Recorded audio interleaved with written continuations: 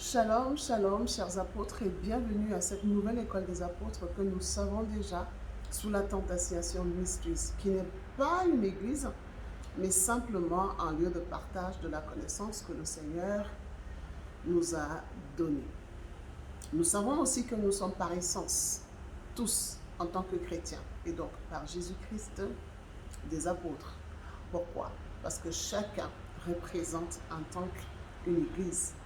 Et chacun doit donc participer à la construction de son Église, à la construction de qui il est dans la bonne volonté du Seigneur et avec les bons fondements afin que les fondations soient solides dans la volonté parfaite du Seigneur. Alors, nous avons déjà commencé des révélations sur l'Apocalypse. Nous continuons avec les lettres.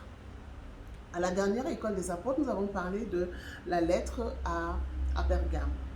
Nous avons dit de façon simple que l'église Pergame, le chrétien qui est au niveau de Pergame, est ce chrétien-là qui se laisse corrompre par les valeurs de la société. Il s'éloigne de plus en plus de la pratique de la parole et il meurt malheureusement de mieux en mieux en acceptant ce que le monde va lui demander au nom de la tolérance. Non.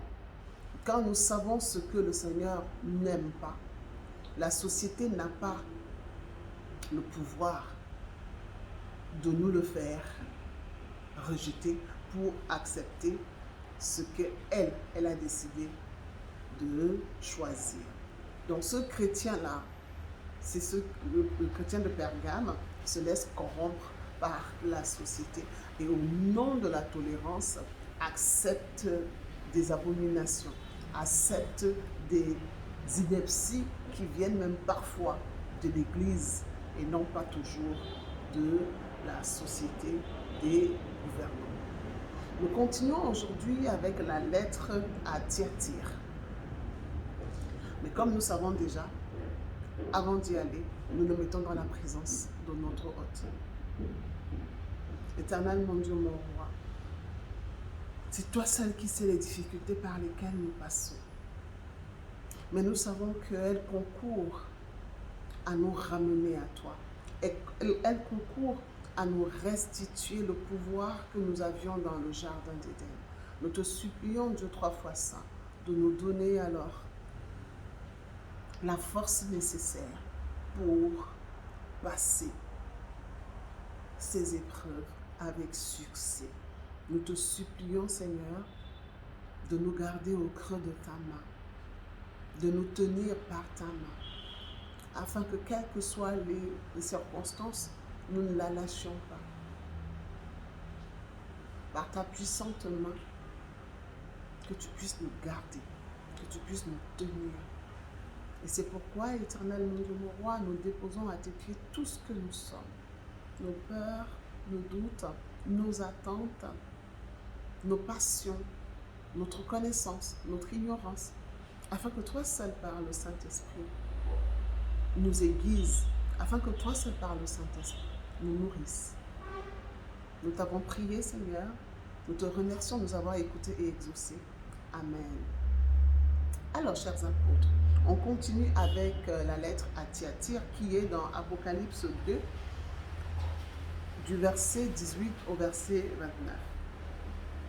Donc, nous savons déjà, comme nous l'avons déjà dit dans les précédentes lettres, que lorsque le Seigneur parle des églises dans Apocalypse, en fait, c'est le processus d'évolution du chrétien jusqu'à sa maturité.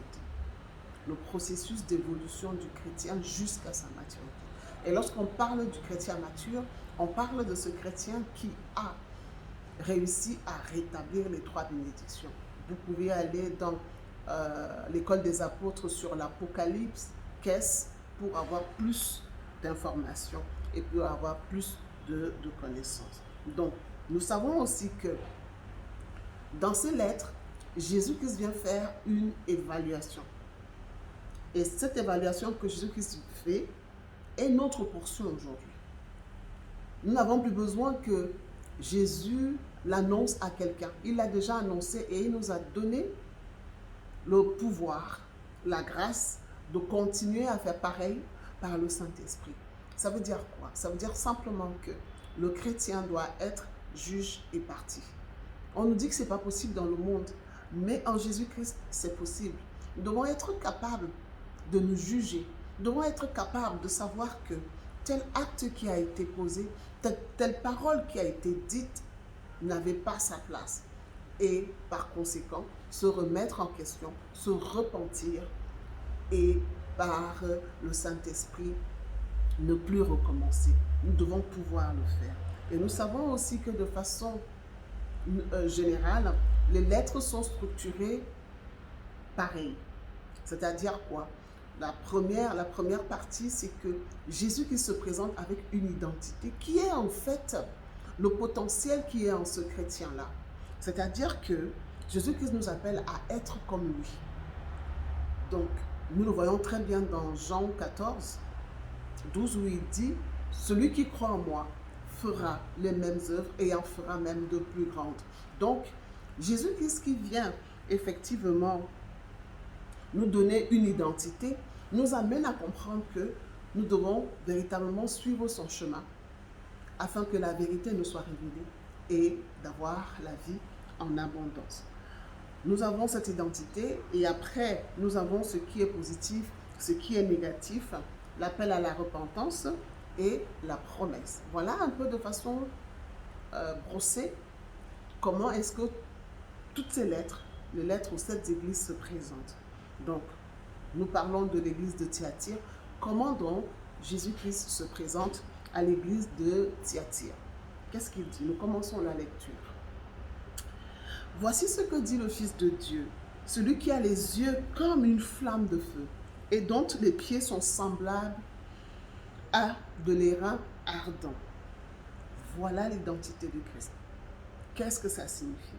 Ça veut dire que Jésus-Christ est justement capable de voir ce que tout le monde ne voit pas. Il est capable d'aller au-delà de ce qui est visible. C'est pour cela que ses yeux sont des yeux de feu. Et ses pieds sont semblables à des airains. Ça veut dire simplement qu'il apporte un jugement impitoyable pour rétablir ce qui doit être. De façon simple, le chrétien, justement, comme on disait, est à même d'être juge et partie. Donc, dans son processus de transformation, il lui arrivera d'avoir cette identité qui lui permettra véritablement de séparer jointure et moelle, de séparer ce qui est visible et ce qui est invisible, de séparer ce qui est bien de ce qui n'est pas bien, de ce qui est juste de ce qui n'est pas juste. Donc, à lui, donc, justement, dans ce processus de transformation, d'arriver à cette identité, afin qu'effectivement, qu'il ne soit plus trompé, afin qu'il ne soit plus amené là où il ne doit pas aller, et de savoir exactement l'endroit où il doit être. Avoir ses yeux comme une flamme de feu, avoir des pieds comme de l'airain, nous demande donc d'arriver à un discernement qui ne permettra plus à X, à Y ou à Z de nous tromper de quelque façon que ce soit. Nous continuons avec ce qui est positif. Qu'est-ce qu'il dit à l'église de Thyatire? Je connais tes œuvres, ton amour, ta foi, ton fidèle service, ta constance et tes dernières œuvres plus nombreuses que les premières. Qu'est-ce que cela veut dire? Simplement que le chrétien fait des œuvres et même de très bonnes œuvres. Mais est-ce que ces œuvres sont salvatrices? Est-ce que ces œuvres le sauveront véritablement? Est-ce que le chrétien ne se limite pas à ce qui est visible pour avoir une apparence de piété, alors qu'à l'intérieur, ce n'est pas ce qui doit être? Le chrétien doit donc savoir que c'est l'invisible qui compte. Il ne peut pas tromper l'Éternel des armées. Il ne peut pas tromper Jésus-Christ par le Saint-Esprit. Il ne peut pas. Donc, les apparences qu'il décide d'avoir devant les hommes le condamneront de toute façon. Il a besoin d'être conforme aux œuvres, effectivement, qui vont lui permettre d'être sauvé. C'est pour ça qu'on parle de ce qui est négatif et c'est ce qui suit. Mais ce que j'ai contre toi, c'est que tu laisses la femme Jézabel, qui se dit prophétesse, enseigner et séduire mes serviteurs pour qu'ils se livrent à l'impudicité et qu'ils mangent des viandes sacrifiées aux idoles. Voilà. Le chrétien n'a pas justement le discernement nécessaire qui lui permette de savoir que le prophète, la prophétesse devant lui donne le bon chemin. Est-ce que la prophétesse qui est devant lui ne l'emmène pas en enfer? Ce sont les questions que le chrétien devrait se pouvoir poser par le Saint-Esprit. Et parce que le Saint-Esprit lui donne le discernement, il aura donc le pouvoir nécessaire pour savoir exactement ce qu'il a besoin de faire ou pas. Donc, lorsque le Seigneur dit qu'il y a de l'impudicité dans l'Église, parce qu'effectivement, à cause de Jézabel, les serviteurs sont séduits et tombent dans l'impudicité, c'est simplement que les chrétiens et même de véritables hommes de Dieu se laissent embrigader dans des faux mariages. Des faux mariages ou alors des arrangements humains. On épouse celui-là, celle-là, qui n'est pas celle que le Seigneur a choisie pour nous, mais on l'épouse parce qu'on trouve des raisons personnelles à le faire. Et donc, le fait d'épouser la personne qui ne nous est pas destinée, en fait, nous maintient dans l'impudicité. On peut être marié et être infidèle, même sans tromper. Pourquoi? Parce que le choix de départ n'est pas le bon. Et le fait que le choix de départ ne soit pas le bon, eh bien, nous restons dans l'adultère, nous restons dans la fornication. Donc, le chrétien est à même donc de le savoir et de pouvoir l'éviter, de devoir même l'éviter. Lorsqu'on parle de fausses prophétesses qui est en fait Jézabel, ce sont justement ces traditions, ces dogmes-là qui viennent supplanter le Saint-Esprit dans l'Église. Nous remarquons que le comportement des Juifs d'hier est exactement le comportement des chrétiens d'aujourd'hui. Ils se sont enfermés dans une certaine religiosité qui fait que lorsqu'il y a une mise à jour qui leur est donnée, ils ne l'acceptent pas. Ils acceptent des façons de faire, des modes opératoires qui se répètent encore et qui ne leur apportent absolument plus rien. Pourquoi? Parce que dans cette façon de refaire encore et encore la même chose, sans le vouloir, sans le savoir, ils ont écarté le Saint-Esprit de leur processus de transformation. Et parce que donc, ils rentrent dans les traditions et les dogmes, le chrétien se met aussi à collaborer avec le monde. Et parce qu'il collabore avec le monde finit par avoir le pouvoir sur lui. Il n'arrive pas véritablement à assumer sa relation en Dieu par Jésus-Christ. Il se retrouve en train de faire des arrangements. Il se retrouve à accepter des choses parce qu'il ne peut pas assumer en fait le choix qu'il a fait. Il est tantôt sur la table avec les démons et sur la table du Seigneur. Mais nous savons qu'une maison divisée contre elle-même est appelée à être détruite. Donc, cela ne sert à rien. le chrétien doit pouvoir assumer son choix. Le chrétien de Thyatire doit pouvoir assumer son choix afin qu'effectivement, ce qu'il a décidé de faire, qu'il puisse le vivre jusqu'au bout, qu'il puisse véritablement amener les cieux à rencontrer la terre, parce qu'il va changer, parce qu'il va se transformer, parce qu'effectivement, il va accepter les voies du Seigneur et il changera indéniablement dans sa volonté parfaite. La recommandation, qu'est-ce que le Seigneur lui dit? Voici, je vais la jeter sur un lit et envoyer une grande tribulation à ceux qui commettent l'adultère avec elle, à ceux qui commettent l'adultère avec elle. À moins qu'ils ne se repentent de leurs œuvres, je ferai mourir de mort ces enfants. Et toutes les églises connaîtront que je suis celui qui sonde les reins et les cœurs. Et je vous rendrai à chacun selon ses œuvres. Très difficile, mais c'est ce qui nous est réservé. C'est la recommandation qui est donnée ici, c'est ce chrétien qui devient esclave d'une dénomination, qui devient esclave d'une communauté particulière, alors que le Seigneur est en train de lui donner des injonctions, des ordonnances personnelles. Il a peur de froisser le pasteur, le prophète ou l'apôtre. Il a peur de ce que les gens vont dire. Et comme il se dit qu'il n'y a que Dieu et lui qui sont au courant de ce qui est dit, il peut toujours mettre cela de côté. Non. Il y a un niveau où effectivement le chrétien doit pouvoir faire un choix.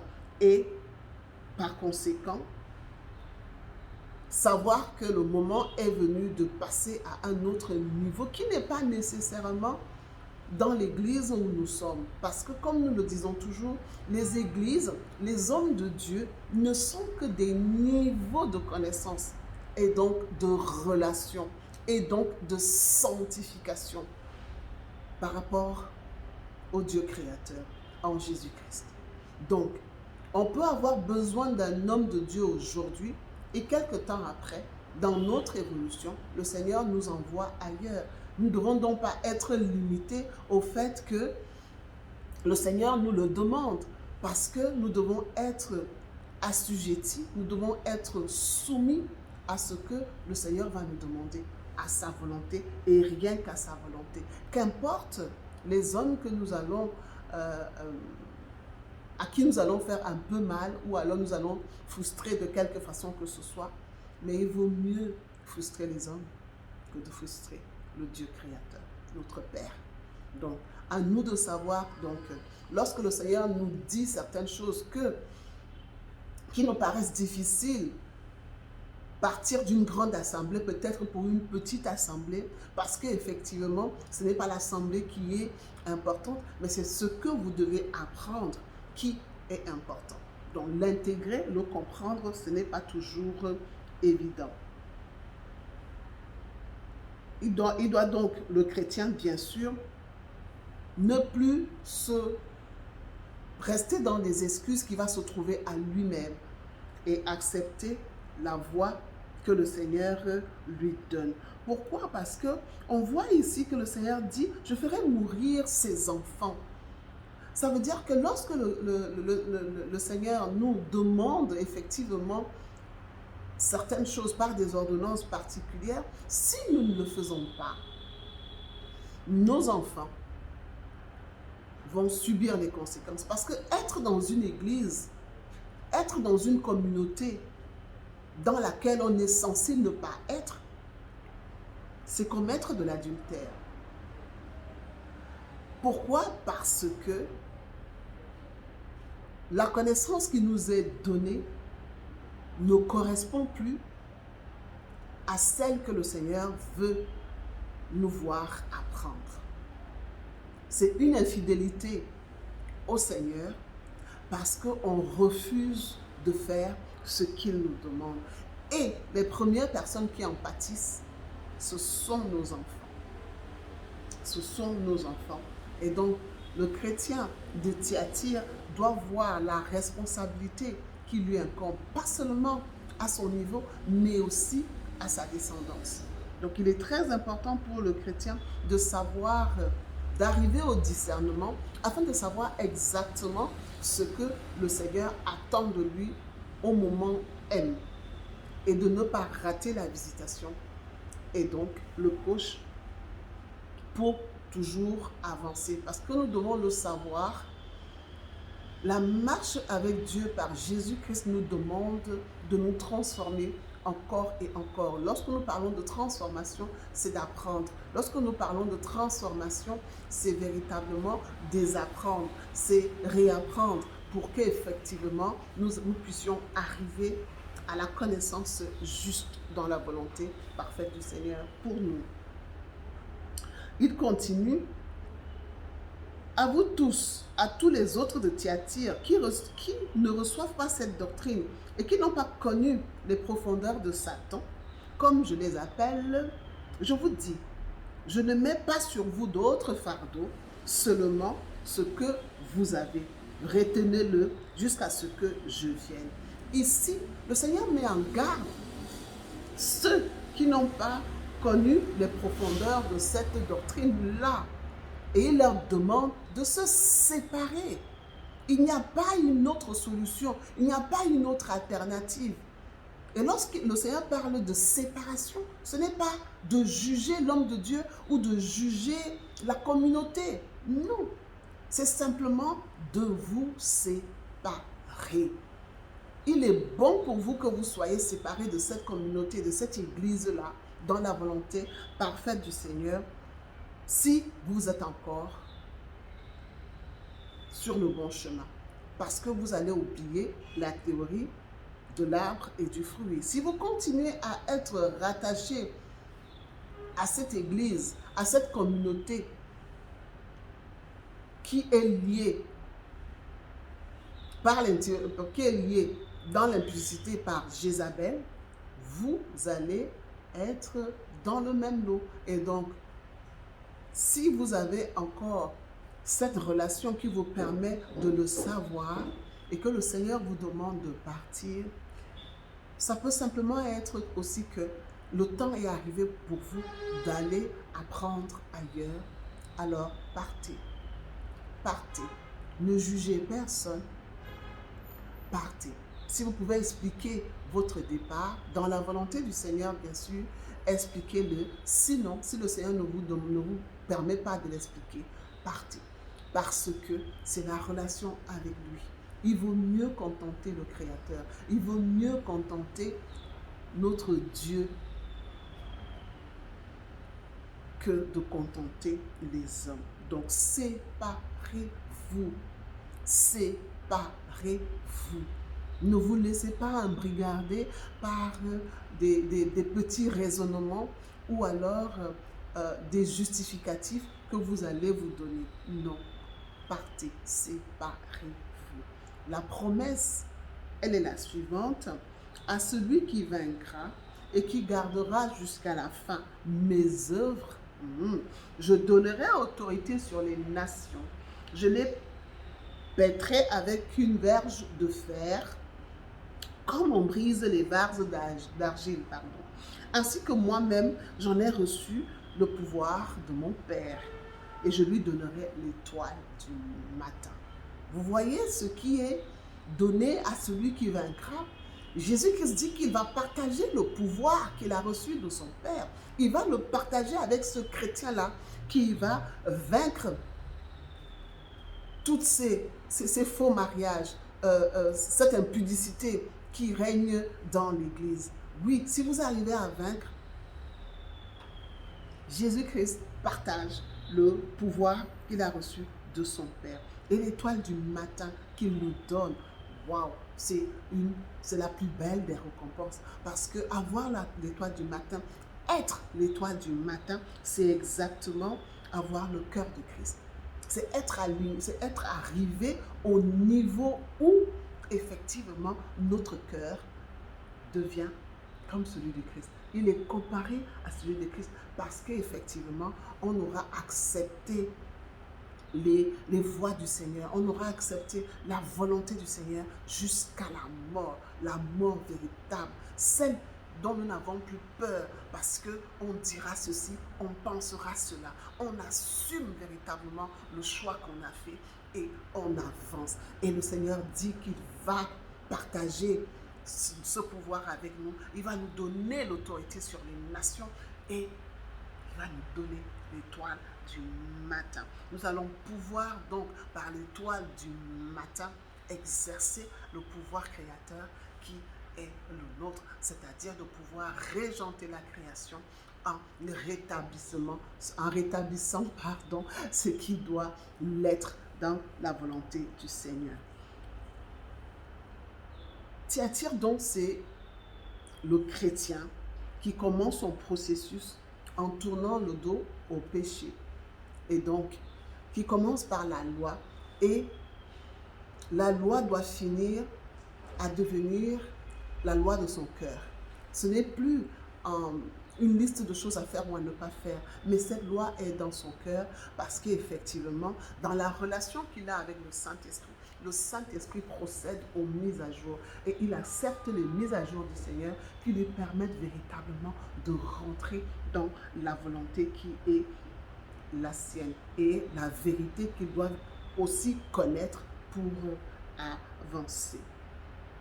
Donc, il continue donc à tourner le dos au péché, bien sûr, en acceptant les mises à jour, parce que les forteresses qui sont en fait, comme on le dit toujours, ces façons que nous avons adoptées de faire, de penser, de réfléchir même, tout cela doit tomber afin que l'héritage générationnel puisse tomber. Nous avons besoin d'arriver à ce niveau-là parce que, comme on l'a dit, l'Église doit arriver au niveau de la maturité. Au niveau de la maturité, c'est-à-dire arriver à mourir pleinement afin de rétablir les 3 bénédictions. Le jour du jugement des coupables se fait aussi, comme on l'a déjà dit, sur nos enfants, parce que nous devons comprendre que en Dieu, par Jésus-Christ, il n'y a pas d'innocent. Il y a toujours quelque chose qui nous est reproché, que nous le sachions ou pas, dans le spirituel et qui se manifeste de quelque façon que ce soit dans le physique. Comme on n'a pas la connaissance, comme on n'a pas la conscience de ce qui est spirituel, on va dire que c'est la malchance, on va dire que non, c'est une victime, mais tout s'explique dans le spirituel. Tout a une raison d'être dans le spirituel, mais il faut pouvoir avoir accès, il faut pouvoir comprendre le spirituel afin d'expliquer comment il se manifeste dans le physique. Donc, chers chrétiens de Thyatire, il faut assumer votre choix. Assumez votre choix jusqu'au bout. Et cela peut être difficile. Cela va être difficile même parce que souvent, il y a des choses que le Seigneur vous demandera. Demandez-lui simplement de vous donner la force, le courage de pouvoir avancer et de pouvoir continuer à être dans la soumission et l'obéissance dans sa volonté parfaite. N'ayez pas peur d'être mis sur les bancs des accusés. N'ayez pas peur de ce que les gens vont dire, de ce que les gens vont penser. Et, chers apôtres, chers chrétiens de Thyatire, si vous avez besoin d'être soutenus, si vous avez besoin d'explications, de compréhension, si vous avez besoin de prière, n'hésitez pas. Nous sommes joignables par WhatsApp au plus 237 677 09 05 19. Il y a aussi la boîte email qui est apôtrenema@gmail.com. Vous avez la possibilité de nous interroger et nous avons la grâce par le Seigneur de devoir vous répondre. Nous allons recommencer le programme de 21 jours. Nous le faisons tous les 3 mois et ça va être en début du mois d'avril. du mois d'avril. La date n'est pas encore fixée par le Seigneur. Mais sachez que, effectivement, pendant 21 jours, nous allons permettre à qui voudra de s'imprégner, d'apprendre à appeler le Saint-Esprit, à vivre avec le Saint-Esprit et à performer sa relation par le Saint-Esprit. Tel est notre fardeau parce que le Seigneur nous a dit, et nous le savons déjà, que le Saint-Esprit manque cruellement à l'Église. Donc, n'hésitez pas, nous allons vous donner plus d'informations prochainement. N'hésitez pas, pendant ces 21 jours-là, à nous suivre. Ce sera sur Zoom, on vous donnera toutes les informations nécessaires pour que vous puissiez y assister, pour que vous puissiez grandir, pour que vous puissiez performer votre relation par le Saint-Esprit. Je suis apôtre Néma pour vous servir et que le Seigneur vous bénisse et vous garde. Shalom, shalom, shalom.